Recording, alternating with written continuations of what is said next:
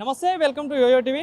ఈరోజు గాంధీ భవన్లో మహబూబ్నగర్ సంబంధించిన అన్ని నియోజకవర్గాల్లో సమీక్ష ఏర్పాటు చేయడం జరిగింది. సో ఈ మీటింగ్కి మహబూబ్నగర్ సంబంధించిన ఎమ్మెల్యేలు కానీ ఎమ్మెల్సీలు అందరూ హాజరు కావడం జరిగింది. సో మీరు ఎట్లాంటి అంశాల మీద చర్చలు జరిగాయని మాట్లాడించే ప్రయత్నం చేద్దాం. మనతో పాటు మాట్లాడడానికి జడ్చర్ల ఎమ్మెల్యే అనిరుద్ రెడ్డి గారు ఉన్నారు. అన్న నమస్తే.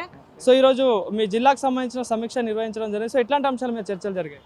ఈరోజు మా కాంగ్రెస్ కార్యకర్తల గురించి ఎవరైతే మాకు అండగా నిలబడ్డారో మా ఎలక్షన్స్ ముందు, జనరల్ ఎలక్షన్స్ ముందు, వాళ్ళ గురించి డిస్కషన్ జరిగింది. వాళ్ళకి ప్రాధాన్యత ఇవ్వాలి.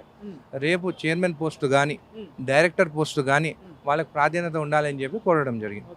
సో అంటే నార్మల్గా పార్టీలో కష్టపడే కార్యకర్తలకు ప్రాధాన్యత దక్కట్లేదని చాలా మంది బయట మాట్లాడుతారు, అన్ని నియోజకవర్గాలు జరుగుతాను. సో మరి అట్లాంటి అంశాలు ఏమైనా ఉన్నాయా మీ నియోజకవర్గంలో? ఏమైనా చెప్పారు? నా నియోజకవర్గంలో ఏం లేవు, కానీ ఇప్పుడు పోస్టు రావాలి. ఇప్పుడు పోస్టులు అయితే ఎవరికి రాలేదు. ఖచ్చితంగా వాళ్ళకి ఇప్పుడు పోస్టులు ఇప్పించాలి.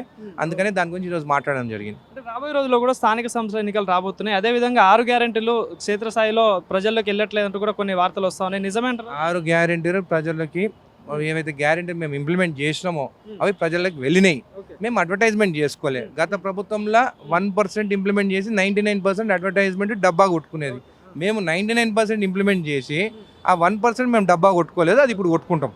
సో ఇంకోటి కాళేశ్వరం ప్రాజెక్ట్ మీద కూడా కేసీఆర్కి నోటీసులు ఇవ్వడం జరిగింది. సో నిన్న కవిత, ఎమ్మెల్సీ కవిత కూడా నిన్న ధర్నా చేస్తున్న పరిస్థితి. సో ధర్నా చేసి కూడా కాంగ్రెస్ పార్టీని అనేక విధాలుగా విమర్శిస్తూ ఉంది. సో ఏం చెప్తారు? ఇప్పుడు ఆమె గురించి నేను మాట్లాడను. ఆమె ఒక లిక్కర్ కేసులో జైలు పోయి వచ్చింది. అట్లా టోల్ కూడా మాట్లాడుతుంటే మేము మాట్లాడాలన్నా? ఈరోజు వాళ్ళ నాయన లేకుంటే కవిత ఎవరు?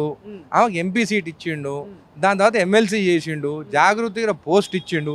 ఇంత చేసిన తండ్రి పైనే వాళ్ళతో కొట్లాడుతుందంటే నాకు అర్థమవుతుంది అది కేవలం ఆస్తుల కోసమే, లేకుంటే పదవి కోసము. ఆ కేసీఆర్ ఏదో పదవియో వర్కింగ్ ప్రెసిడెంట్ ఇచ్చేస్తే ఇవన్నీ బయటికి రావు.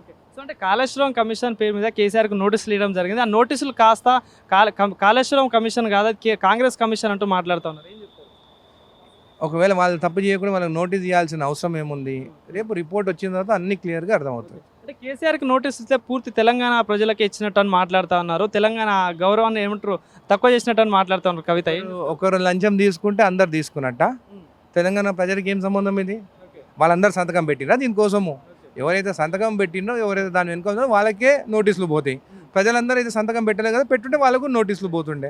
ఎందుకు ఊకే ప్రజలను మధ్యలో తీసుకొస్తారని అడుగుతున్నాను. అని ఇంకోటి అయితే కవిత కొత్త పార్టీ పెట్టబోతున్న ఒక చర్చ నడుస్తూ ఉంది. ఒకవేళ నిజంగా కొత్త పార్టీ వస్తే రాజకీయాల్లో ఏమైనా మార్పు వచ్చే ఛాన్స్ బాగుంటుంది? మాకు చాలా బాగుంటుంది. పార్టీ పెట్టాలి ఆమె పెడితేనే మంచిది. ఆమె పార్టీ పెట్టాలి, ఇంకో పార్టీ పెట్టాలి, ఇంకో పార్టీ 10 ముక్కలు అయితే మంచిది. Thank you.